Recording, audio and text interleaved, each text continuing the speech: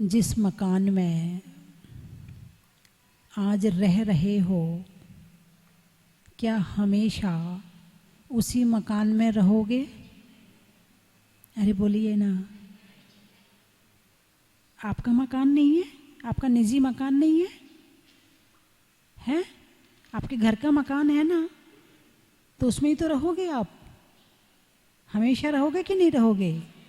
अच्छा, हमेशा नहीं रहोगे। क्या बात है, जागृति आ गई है। मेरे प्रश्न करने से समझ गए कि मैं क्या पूछना चाह रही हूँ। जैसे उस मकान में हमेशा नहीं रहोगे, ऐसे ही इस शरीर में हमेशा नहीं रहोगे। जैसे उस मकान को खाली करना पड़ेगा, ऐसे एक दिन इस शरीर रूपी मकान को भी खाली करना पड़ेगा। क्या चल रहा है? मनुष्य भाव परिवर्तन पर चर्चा चल रही है। किस पर? मनुष्य भाव परिवर्तन। अब आज आप लोग नए हैं, सूक्ष्मता से बता देती हूँ। कल वैसे अच्छी चर्चा हो चुकी है कि मनुष्य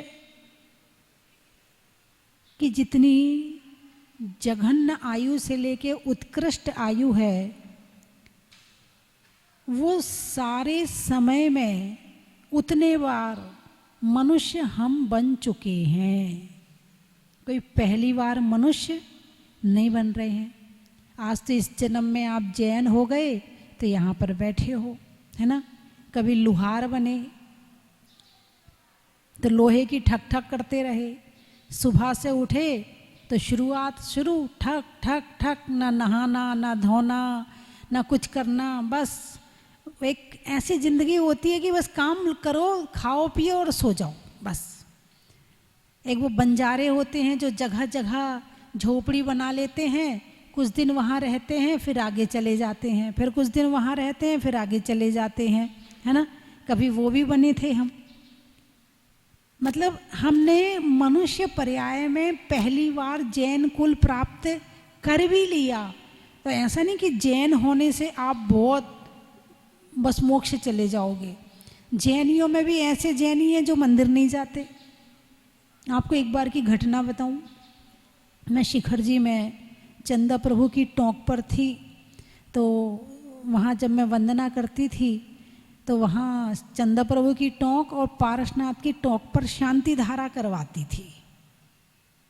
वहाँ तैयारी मिलती थी मुझे। जब मैं पहुँचती थी मुझे पूरी तैयारी मिलती थी और वहाँ शांति धारा करवा के फिर वहाँ से निकलती थी। तो शांति धारा के करवाने के बाद सबको गंदोदक दे देती थी मैं।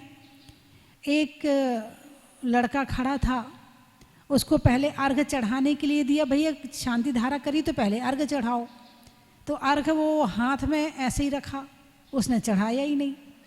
फिर किसी ने उसको गंदोदक दिया तो उसी में गंदोदक ले लिया, लगाया ही नहीं। अब किसकी गलती? उसको अर्घ चढ़ाना नहीं आता, उसको गंदोदक लगाना नहीं आता, किसकी गलती? अरे बोलिए ना।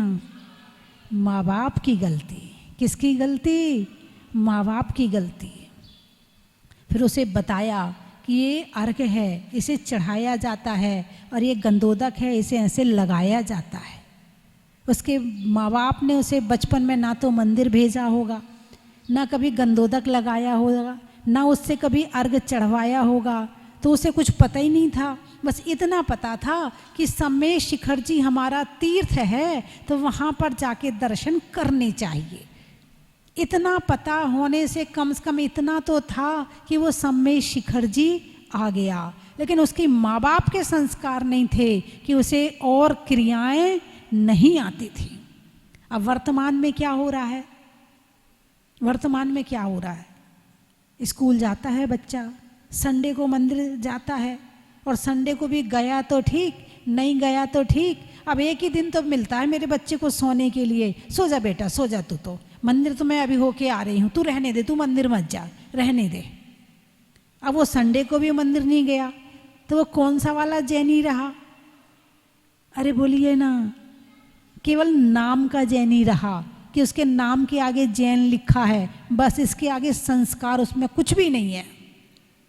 और इस बात का सहयोग कि बेटा तू मंदिर ना जा, उसकी दादी भी करती है, उसकी माँ भी करती है। अब पिता तो सुबह से दुकान चला जाता है, रात को दुकान से लौट के आता है या जॉब में चला जाता है, तो संस्कार देने की जो जिम्मेवारी है वो माँ की होती है। चल बेटा तू सुबह मंदिर नहीं गया, चल मैं तुझे शाम को लेके चलती हूँ, शाम को मंदिर चल। अब तो आने वाले समय में और भी कंफ्यूज वाले जैनी आएंगे। क्यों? क्योंकि अब शादियाँ अजैनों में हो रही हैं। अब वो पिता का धर्म माने कि माता का धर्म माने। माँ कहती है चल शंकर जी को जल चढ़ा, पिता कहता है चल भगवान का अभिषेक कर, जिसकी ना माने उसकी दिक्कत। अब वो कंफ्यूज वाला जैनी आएगा, सही है क्या? वो दोनों ही को छोड़ देगा, वो अपने भोगवादी प्रवृत्ति में चला जाएगा। अब हो रहा है कि नहीं हो रहा है? और थोड़ा नहीं हो रहा है, अच्छी तादाद में शुरू हो गया है। तो आने वाली, वो कहते हैं ना एंग्लो इंडियन, वो जो तुम्हारा एंग्लो इंडियन किसको बोलते हैं? मालूम है आप लोगों को? नहीं मालूम है? अल्लाह, आप लोग इतने कहाँ तक पढ़े हो, इतने पढ़े लिखे, फिर भी ये नहीं पता एंग्लो इंडियन कौन कहलाता? इंग्लैंड का लड़का या लड़की और भारत का लड़का या लड़की जब शादी करते हैं और उससे जो संतान पैदा होती है उसको कहते हैं एंग्लो इंडियन। उसको क्या कहते हैं? Anglo Indian. ये अंग्रेजी भी है और हिंदी भी है। जब राजीव गांधी ने सोनिया गांधी से शादी करी तो जो उसकी संतान है वो कौन है? ना वो पूरी भारत की है और ना वो पूरी उधर की है, अब वो बीच की है। तो तुम सोचो इससे क्या होता है? अरे नहीं, हमारे यहाँ पिंड शुद्धि का भी वर्णन आया है। पिंड शुद्धि का मतलब समझते हो? जब बच्चा पेट में आता है, गर्भ में आता है, और उस समय उसका जो मतलब शुरुआत में हम ऐसे थोड़ी होते जो हमारे हाथ पांव उंगलियां आज हैं, पहले लिक्विड रूप में होते हैं। कैसे होते हैं? लिक्विड, तरल रूप में होते हैं। फिर थोड़ा गाढ़ा होता है, फिर और गाढ़ा होता है, फिर और गाढ़ा होता है, फिर एक मांस का पिंड बनता है, फिर इसमें से वो हाथ पांव फूटते हैं, फिर छोटी छोटी छोटी छोटी आँखें निकलती हैं, पैर निकलते हैं, फिर कुछ महीने बाद में फिर उंगलियां निकलती हैं, नाखून बनते हैं, बाल बनते हैं। ये ऐसे धीरे धीरे बढ़ा होता है। तो पिंड शुद्धि का मतलब है कि जिस समय माँ के गर्भ में आए थे, पिंड रूप में थे, उस समय तुम्हारी माँ ने क्या खाया था, इस बात का प्रभाव भी पूरी जिंदगी उस जीव के ऊपर रहता है। इसलिए पिंड शुद्धि तक बताई है। तो माँ के संस्कार, माँ को संस्कार देना चाहिए। और जो लोग कहते हैं ना, अरे क्या होता है, ब्राह्मणी तो है, अरे क्या होता है, कोई बात नहीं है, शादी कर रहे तो उसमें क्या होता है, कर ली तो क्या हुआ, कौन सी बुरी बात, वो भी मनुष्य है, हम भी मनुष्य है, उसका खून भी लाल है, हमारा खून भी लाल है, मनुष्य ही तो है। ऐसा कहते कि नहीं कहते हैं? अपने यहाँ जाति शुद्धि बताई है, फिर दूसरे धर्म की तो बात ही अलग है। जाति शुद्धि का मतलब पता है? खंडेलवाल की शादी खंडेलवाल में है ना, अग्रवाल की शादी अग्रवाल में, परिवार की शादी परिवार में। ये व्यवस्था है या नहीं? पुराने समय में ये व्यवस्था अभी भी चल रही है, अभी भी चल रही। इसका कारण क्या है, कभी आपने सोचा? बासमती चावल पहाड़ों पे ज़्यादा होता है और इस तरफ की भूमि में कम होता है। क्यों? और हो भी, उगा भी लोगे तो वो क्वालिटी नहीं आएगी जो क्वालिटी वहाँ उस साइड में आती है। कारण क्या है? वहाँ की मिट्टी, वहाँ का हवा, वहाँ का पानी, वहाँ का वातावरण उसके योग्य है, तो वो क्वालिटी पैदा होगी, वो क्वालिटी पैदा होगी। ऐसे सेब हैं, सेब कहाँ होते हैं? उगाने को तो कहीं भी उगा लो, लेकिन अधिक तादाद में कहाँ होते हैं? अच्छी क्वालिटी के कहाँ होते हैं? कश्मीर में होते हैं। क्यों भाई, क्यों? वही मिट्टी, पानी, भूमि और फिर बीज, यानी जो बीज डाला जा रहा है उसके योग्य भूमि भी होनी चाहिए। यदि उसके योग्य भूमि होगी तो वो जो निकल के आएगी वो बढ़िया चीज आएगी। ऐसे जैसे कहा जाता है कि जब संतान गर्भ में आई तो उसमें भी जाति शुद्धि यानी मिट्टी और बीज के समान बताया है। एक राजा की संतान कैसी होती है? छत्री। छत्री किस में शादी करता है? छत्री छत्री में शादी करता। जब एक छत्राणी आती है और एक छत्री होता है तो वो जो क्वालिटी राजा की पैदा होने वाली चाहिए वो बेटा पैदा होता है। लेकिन आजकल क्या होता है? कुछ भी नहीं होता। अजैनी तो क्या हो उसमें, हम जैन बना देंगे उसको। पिंड शुद्धि तक बताइए, पिंड शुद्धि। अभी भी बहुत सारे साधु हैं जो आहार नहीं लेते। कारण क्या है? यही कारण है कि जो जिसमें है, जो वर्ण व्यवस्था बताई, छत्री छत्री में, वैश्य वैश्य में, अब वो जातिवाद की व्यवस्था हो गई। लेकिन है क्वालिटी वाली बात।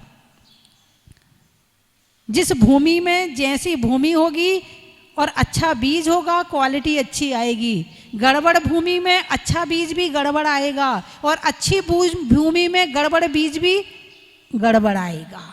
इसलिए दोनों की शुद्धि जरूरी बताई। शादी का मतलब अकेले शादी नहीं है, केवल लड़का लड़की की शादी नहीं है। शादी का मतलब है आने वाली संतान वैसी ही पैदा करना।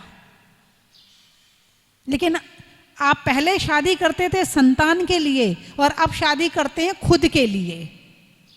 पहले शादी करने के लिए जाते थे तो पाँव देख के लड़की लाते थे, बोली हाँ या ना। और लड़की देखने ना लड़का जाता था ना घर वाले जाते थे, एक नाई जाता था।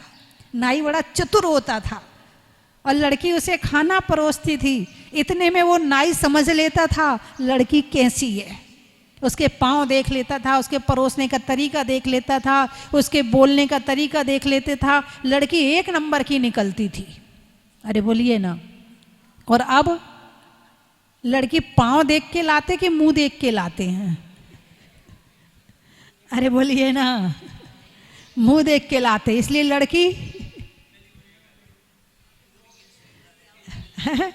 लड़की कितने नंबर की निकलती है? पहले नाई जाता था, अब कौन जाता है देखने के लिए? अब तो कोई रिस्क नहीं लेना चाहता। और यहाँ तक कि माँ बाप भी रिस्क नहीं लेना चाहता। बेटा तू ही बात कर ले, फिर बाद में मुझे बोले लड़की अच्छी नहीं निकली। तू ही बात कर ले, तू ही निपट ले। पहले तो नाई रिस्क ले लेता था, अब माँ बाप भी रिस्क नहीं लेना चाहते हैं। फिर वो लड़की कहती अच्छा तुम मुझे एक एक करके देखने आए थे, जब मैं आऊंगी तो सबको एक एक करके देख लूंगी। फिर वो सबको एक एक करके देख लेती है। पहले एक नाई आता था, लड़की बढ़िया निकलती थी, कहते थे लड़की गाय आई है, गाय, जिसको जहां बांधोगे वहीं बंधी रहेगी। अब कहते हैं लड़की शेरनी आई है, शेरनी, जिसको जहां बांध दोगे, वो जिसको जहां बांध देगी बेचारा वो वहीं बंधा रहेगा। हैं? पहले बाल बंधे होते थे। क्या होते थे? बाल बंधे हुए। आप ये मत सोचो कि क्या होता है खुले बाल से, कुछ नहीं होता, सब कहने की बातें नहीं। पहले बाल बंधे होते थे, लड़की घर में बंध के रहती थी। आज देखो हर के बाल खुले हुए हैं, किसी के बाल बंधे नहीं है। चोटी वाली मिलनी मुश्किल है। आज हर लड़की स्वतंत्र रहना चाहती है। पहले लड़कों के बाल ही केवल कटे हुए और खुले हुए होते थे, लड़कियों के नहीं होते थे। लेकिन आज हर लड़की, हर महिला, और यहाँ तक तो बूढ़ी बूढ़ी अम्मा भी बांधना पसंद नहीं करती। वो भी चोटी बनाना पसंद नहीं करती, वो भी खुले रखना पसंद है, चाहे सफ़ेद क्यों ना हो। वो भी सिर पे पल्लू रखना पसंद नहीं करती। सबकी बात नहीं कर रही, अभी बहुत संस्कार बहुतों में बाकी हैं, वो भी पसंद नहीं करती। और आजकल यहाँ जब मैं आती हूँ तो जब मैं चश्मा लगा के भगवान को देखती है, नज़र जब नीचे जाती है तो जगह जगह बाल पड़े होते हैं, जगह जगह। अब मार्बल सफ़ेद है, बाल तुम्हारे काले हैं, सफ़ेद बाल वाले तो आते नहीं यहाँ पे। किसी के बाल सफेद तो रहे नहीं अब? क्या क्या हुआ? आप क्यों मुस्कुरा रहे हो? बाल काले कर लिए तो बाल काले ही गिरते हैं ऐसा? तो ऐसे जगह जगह बाल पड़े होते हो। मंदिर जाओ तो कभी भी बाल खोलकर मत जाना, क्योंकि एक बाल भी तुम मंदिर में गिरा के आओगे तो पाप तुम्हें लगेगा। ये धर्म स्थान है, यहां तो बाल बांध लो। यहां किसको दिखाने आ रहे हो? दर्शन करने आ रहे हो या दर्शन देने आ रहे हो? क्या यहां दर्शन करने आ रहे हो या दर्शन देने आ रहे हो? दर्शन करने आ रहे हो तो तुम्हारा ये बाल कौन देखने वाला है? सिर ढक के आओ, चुन्नी डाल के आओ।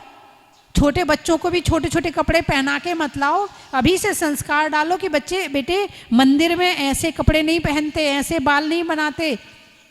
आप गुरुद्वारा में जाओ, आपको सिर ढकने बिना आपको अंदर नहीं जाने देंगे। बोलिए। और मंदिर में क्या समझ रखा तुमने? चाहे जैसे चले जाओ, मंदिर में भी सिर ढक के जाओ। ये तुम्हारी मर्यादा होनी चाहिए कि कम से कम भगवान के सामने सिर पे पल्लू रहे। और यहां भी मर्यादा नहीं करोगे।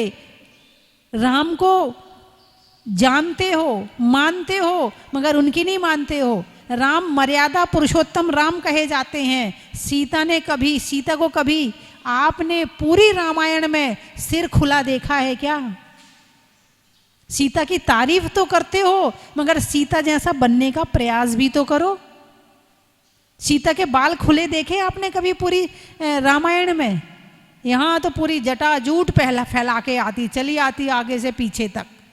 पता नहीं ये बाल फैला के कौन सी फैशन होती है, कौन सा सुख मिलता है बाल फैलाने में।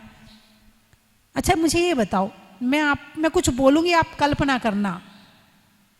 ओंठ लाल, नाखून लाल, आंखें काली, बाल फैले हुए। मैंने किसका वर्णन किया? अरे बोलिए ना, मैंने किसका वर्णन किया? किसका वर्णन किया? भूतनी का है? किसका वर्णन किया? बाल खुले, ओंठ लाल, आंखें काली, नाखून लाल। मैंने किसका वर्णन किया? अब समझ जाओ। आजकल हर कोई क्या बनना चाह रहा है। मंदिर में लिपस्टिक लगा के मत जाओ। लिपस्टिक में गारंटी से खून होता, गारंटी से बता रही हूं।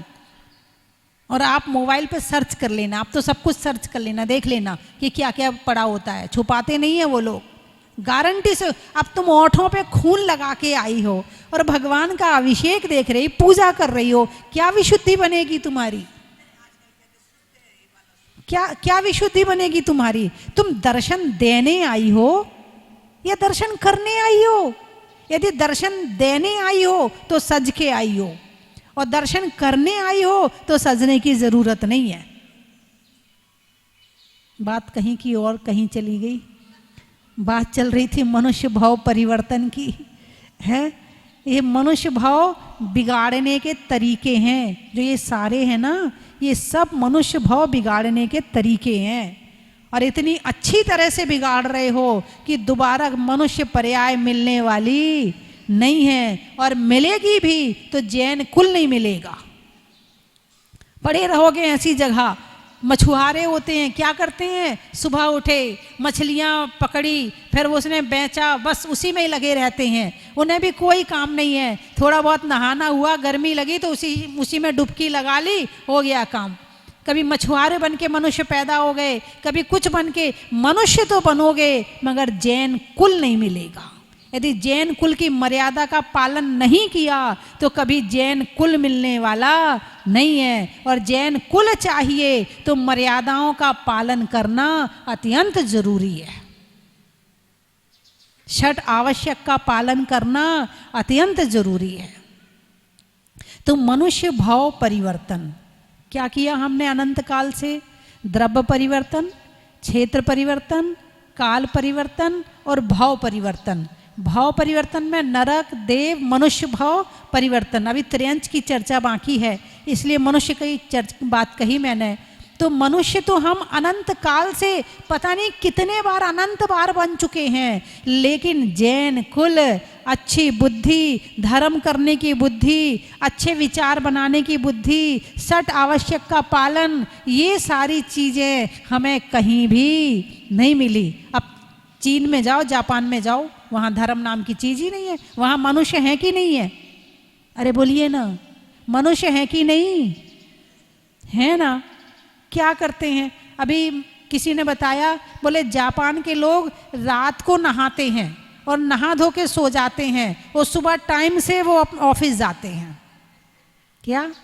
रात को नहा के सो जाते हैं, तैयार होके सोते कि सो के उठेंगे और बस चल देंगे ऑफिस के लिए। नहाना भी हो रहा है तो किस लिए हो रहा है? ऑफिस जाने के हिसाब से। और जैनी का नहाना होता है तो किस लिए होता है? मुझे मंदिर जाना है, जल्दी उठो, जल्दी नहाओ। वो कहता जल्दी निकल, मुझे भी मंदिर जाना है। वो कहता जल्दी नहा, मुझे भी मंदिर जाना है, देर मत कर, मुझे भी आधा घंटा लगता है, मुझे भी पूजा करनी है। तुम्हारा उद्देश्य मंदिर जाने का क्या है और जापान वालों का उद्देश्य नहाने का क्या है? वो भी नहाते हैं, तुम भी नहाते हो। एक शरीर की सफाई के लिए नहाते हैं और एक मंदिर जाने के लिए नहाते हैं। शरीर की सफाई दोनों कर रहे हैं, लेकिन दोनों का उद्देश्य अलग अलग है। इसीलिए कहा है कि जिस क्षण आपके मन में ये विचार आता है मुझे मंदिर जाना है, उस क्षण विचार आते ही 100 उपवास का फल मिल जाता है। और ये फल आपने तो ले लिया, आपने ये फल अपने बच्चों को नहीं दिया, क्योंकि आप उसे संस्कार मंदिर जाने के नहीं दे रहे हो। यदि बच्चों में संस्कार दोगे तो बच्चे भी उस उपवास के फल को प्राप्त करेंगे। मुझे भी मंदिर जाना है, मुझे भी मंदिर जाना है। उन्हें पाठशाला भी भेजो ताकि कुछ ज्ञान प्राप्त करें कि मंदिर क्यों जाना, क्योंकि आपको ही नहीं पता कि क्यों जाना। बस हमारे यहाँ सब जने जाते हैं इसलिए जाना है, वहाँ मेरी सहेली मिल जाएगी तो थोड़ी देर बातचीत भी हो जाएगी, इसलिए जाना है। अब जितने जैनी मंदिर जाते हैं, अब उनमें भी अलग अलग डिवाइड करो कि कौन मंदिर क्यों जाता है, तो उसमें भी बहुत सारी तरह के मिल जाएंगे। अब जो बिल्कुल 1% या 2% होंगे, उन्हें लगेगा कि प्रभु के दर्शन करना है, अभिषेक करना है और पूजा करना है। तो मनुष्य भाव तो अनंत बार मिला।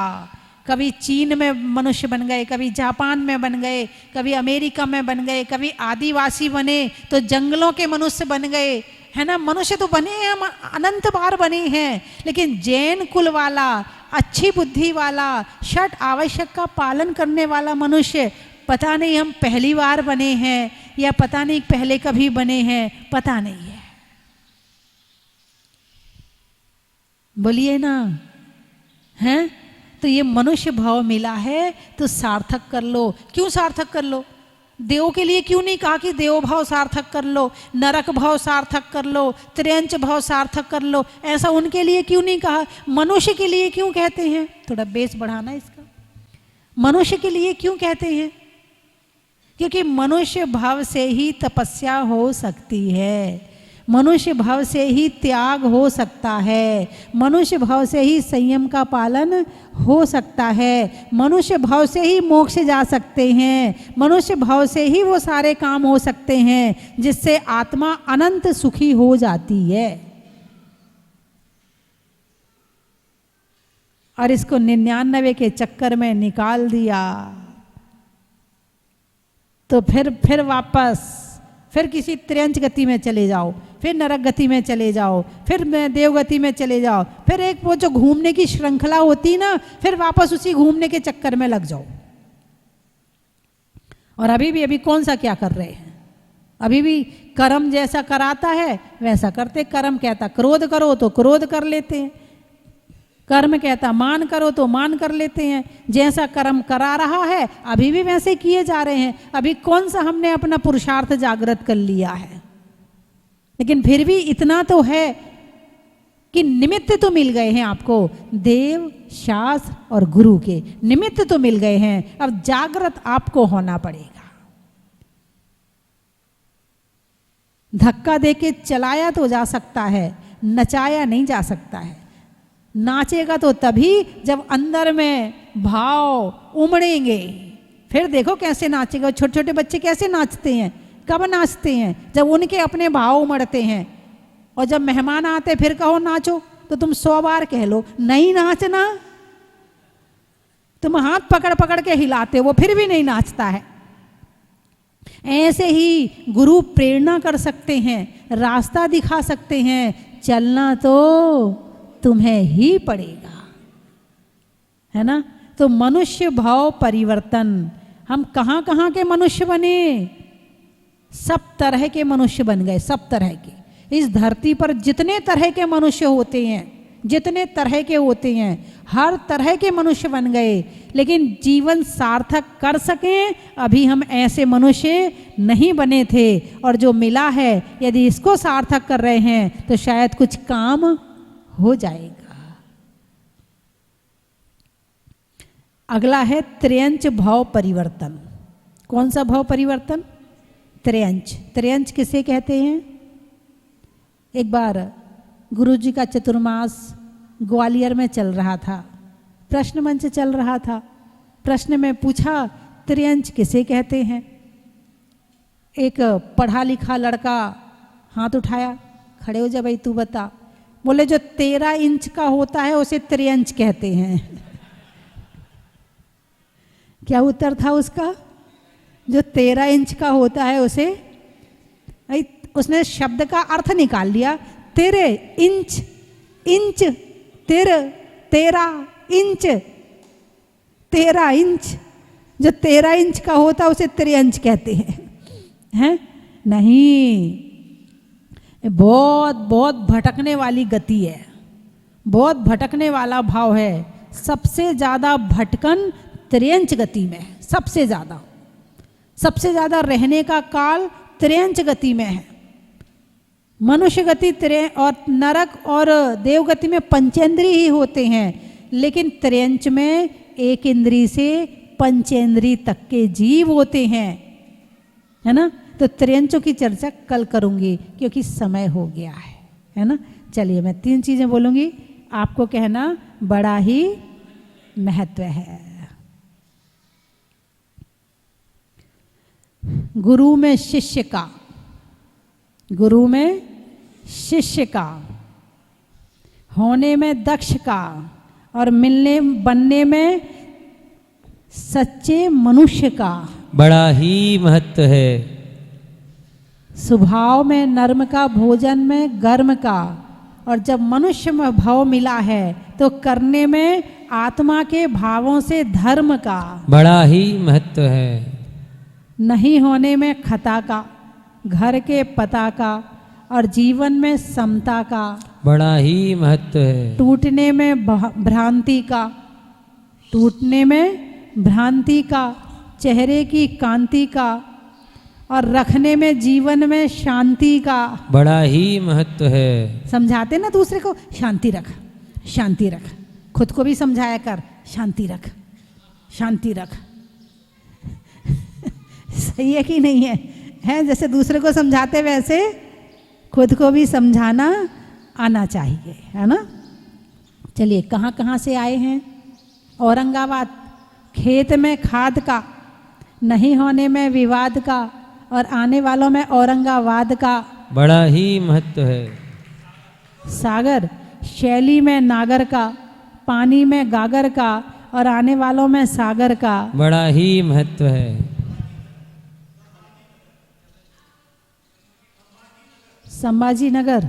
अच्छा, पानी में मगर का, चलने में डगर का, आने वालों में संभाजी नगर का बड़ा ही महत्व है। बाराबंकी। छत पर टंकी का, त्रयंचों में डंकी का, और आने वालों में 12 बंकी का बड़ा ही महत्व है। घाटोल। सड़क में टोल का, वस्तुओं के मोल का, और आने वालों में घाटोल का बड़ा ही महत्व है। गाने में सुर का, नृत्य में नुपुर का, आने वालों में जयपुर, जबलपुर और जहाजपुर का। बड़ा ही महत्व है। इंदौर, जंगल में मोर का, नहीं, सोनागिर में मोर का, नेता के दौर का और आने वालों में इंदौर का। बड़ा ही महत्व है। रहने के लिए धरा का, सतियों में अनंग सरा का और आने वालों में शाहपुरा का। बड़ा ही महत्व है। रसोई में आटा का, फूल में कांटा का और आने वालों में कोटा का। बड़ा ही महत्व है। लिखने में खत का, मकान में छत का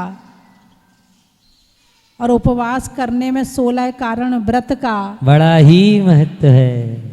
जहाजपुर में दिल्ली से आकर 32 उपवास करने की भावना बनाने वाली श्रीमती बीना जैन का आज 15वां 16वां उपवास है। 16वां 17वां उपवास है। आज उनका 17वां उपवास हो चुका।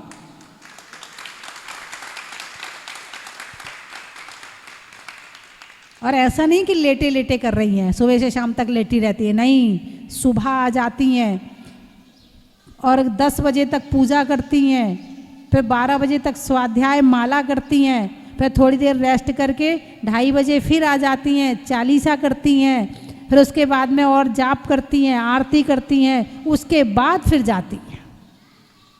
और श्रीमती रंजना दीपू हैं, ये भी 16 उपवास करेंगी। आज इनका दूसरा उपवास है। बहू में सास का, लेने में सांस का और करने में उपवास का। बड़ा ही महत्व है। अनाज में चना का, गर्मी में पना का और इन 10 लक्षण पर्व में करने में उपवास की साधना का। बड़ा ही महत्व है। नहीं होने में गर्व का, भोजन में सर्व का और आने वाले 10 लक्षण पर्व का। बड़ा ही महत्व है। बोलिए 24 भगवान की। बोले परम पूज्य भारत गौरव गणनीय आर्य का स्वस्ति भूषण माता जी की।